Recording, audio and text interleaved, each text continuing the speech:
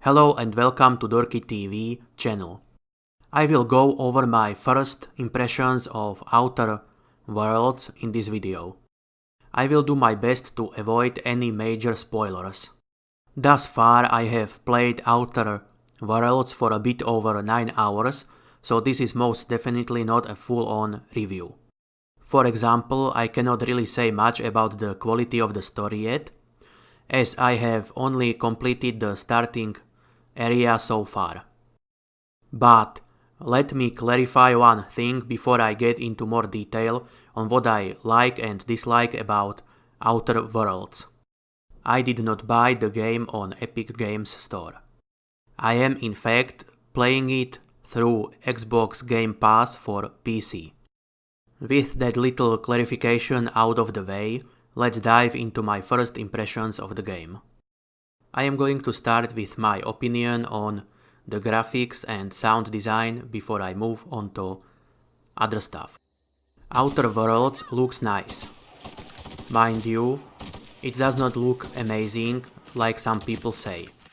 The game is by no means ugly though, and I do enjoy the overall aesthetic of the Vale, which is the starting area. It really enhances the atmosphere of failing human settlement on alien world. Although I find the 4 local creatures in this area to be ugly as all hell. At least I think there are 4 alien creatures here. I can only remember the alien dogs, those weird flying fish birds, the fugly little lizard-looking rats, and the primals which look like giant alien gorillas. That being said, I do enjoy the look of the human NPCs and the way they are animated and voice acted. The overall sound design of Outer Worlds is alright in my opinion. It certainly does not distract me or hinder my enjoyment of the game. There seem to be no performance issues on my end, even though I have everything set to Ultra.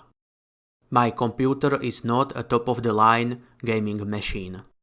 I built it for roughly 800 euros in total last year between October 2018 and January 2019, adding more RAM and finally a 1TB M2 SSD after the initial build. I bought all my parts new. Anyway, I will post the specs in the description below for those of you interested in the info. That is, if I do not forget.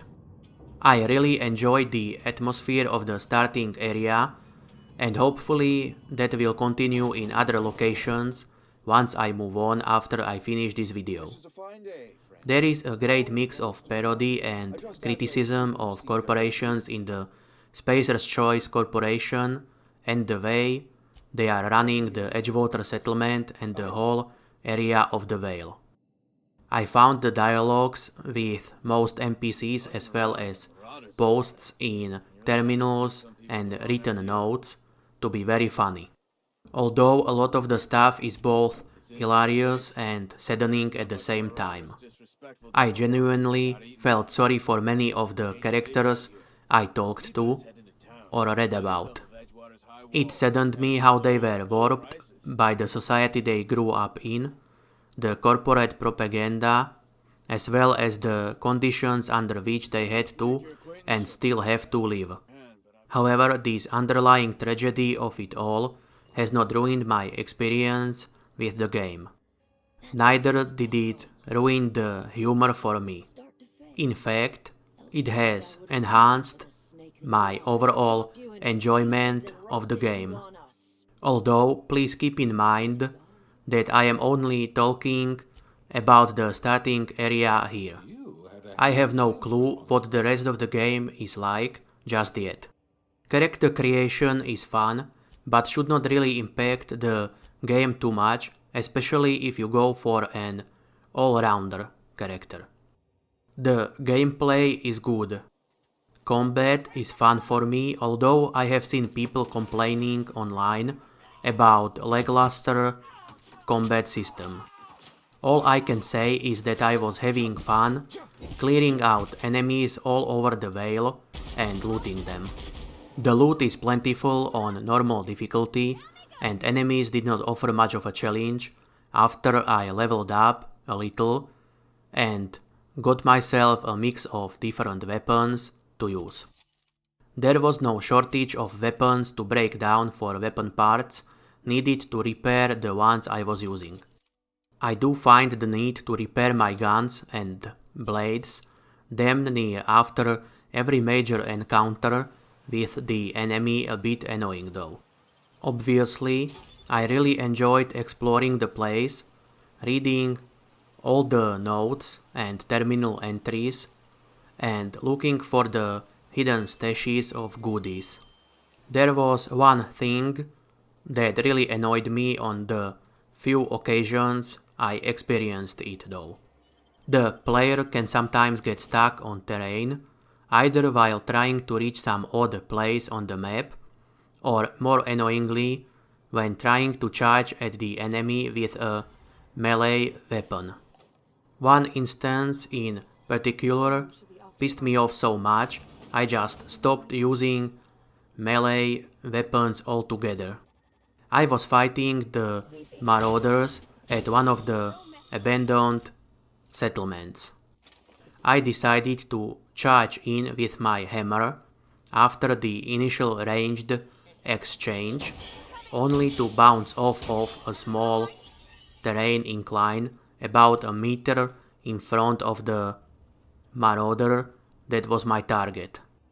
No matter how many jumps I tried, I just could not get over this minute but long obstacle and reach the enemy. Let's talk about quests now. Most quests in the starting area could be written off as being just more elaborate fetch quests. Actually, I do not remember a single quest that did not involve fetching shit. That being said, they were not annoying as I found vast majority of needed items while exploring the game world, or during the main story quest of fetching replacement part for my ship. I often found the stuff even before I actually took the quest for it, or before I reached the part of the quest where I needed to fetch said items.